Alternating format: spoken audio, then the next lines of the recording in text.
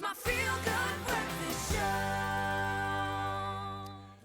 Welcome back. This is your Feel Good Breakfast Show. It's a Monday morning. Of course, welcoming you after what has been a very exciting weekend full of sports. And the Cricket World Cup, of course, one of the main features of this time of the year. Of course, Sri Lanka's hopes of reaching the World Cup semi-finals were dented when they were thrashed by the Proteas. And we say that proudly, but like, obviously after the fact that we've just lost everything. But we thrashed them by 9 wickets at Chester Street on Friday in a well-deserved victory for South Africa. But it was still too little too late for us as South Africans. Sadly, we won't be winning the World Cup this year or anytime soon. And here to help us review this match as well as the rest of the weekend's World Cup fixtures, please welcome sports anchor Nick Archibald. Great to have you back again, man, talking World Cup. You were saying you cried more on Friday than any other day of the World Cup. Well, you know, the Proteas, and I'm getting tired of saying this, but they're so good when they're so good, and they're so bad when they're so bad. That's it's a great summary. And I say I was sad because purely, you know, it showed us that we were capable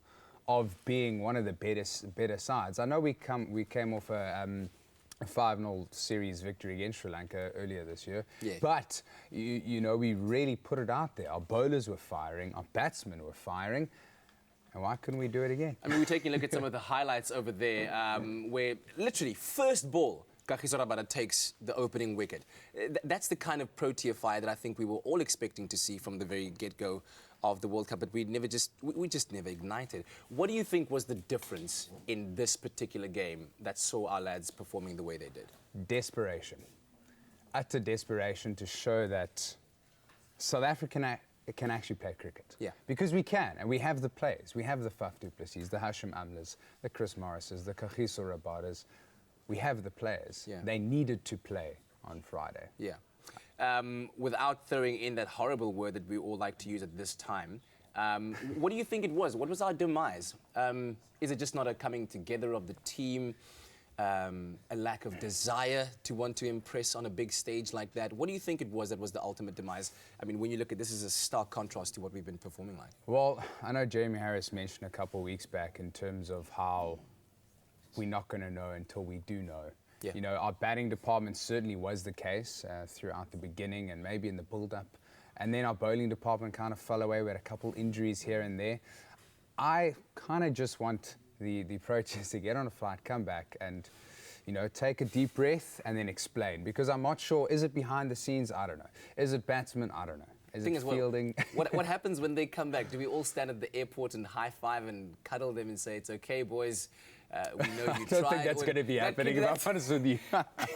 Even some of these celebrations over there, the big smiles on the likes of JP Dumini's face, you understand the celebration of taking a wicket on a World Cup stage like that, but I would be just so destroyed as one of the team players to be winning at this late stage with such an impressive margin. But okay, all right, we're going to sit that to the side. That has now obviously dented Sri Lanka's hopes of now progressing to the next stage. Pakistan beating Afghanistan over the weekend by 3 wickets. What did you make of that game? Well, it was certainly tight.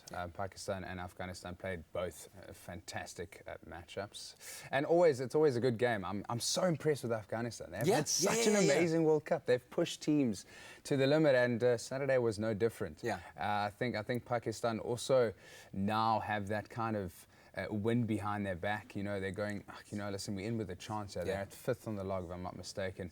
And this week is a big one. They play Sri Lanka on Friday. On Wednesday, we'll have the New Zealand-Australia game, which is a New Zealand-England game, excuse me, which is a massive game because whoever wins puts pressure on Pakistan. But if Pakistan win, whoever lost that game drops to 5th. And then Pakistan go through. You love those permutations when it comes to a World Cup, man. And of course, Australia beating New Zealand by 86 runs. That combination of David Warner and Aaron Finch as openers are looking deadly. When they click, oh man, they could set you up. I mean, of course, the rest of the batting lineup didn't really come to the party, but when they really are clicking and working well together, it can be a dangerous. No, definitely. I think Australia are in with a big chance of winning the World Cup again.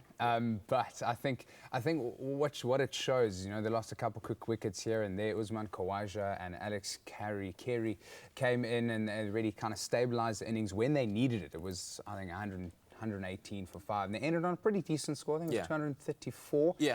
And then then your bowlers come up. I mean, that's what you want. You want your batsmen to fire and you want your bowlers to fire. Yeah. And Mitch Starc taking 5 wickets was great. India were my go-to boys after the Proteas were knocked out, but England coming good again as the home team.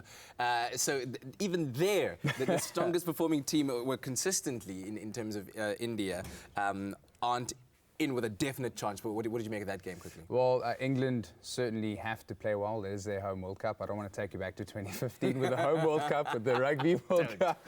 So I think they have to perform and certainly will. Yeah, well, fantastic. Thanks very much for joining us, Nick, this morning. Of course, today's Cricket World Cup fixture sees Sri Lanka take on the West Indies. That game, local time at 11:30 a.m.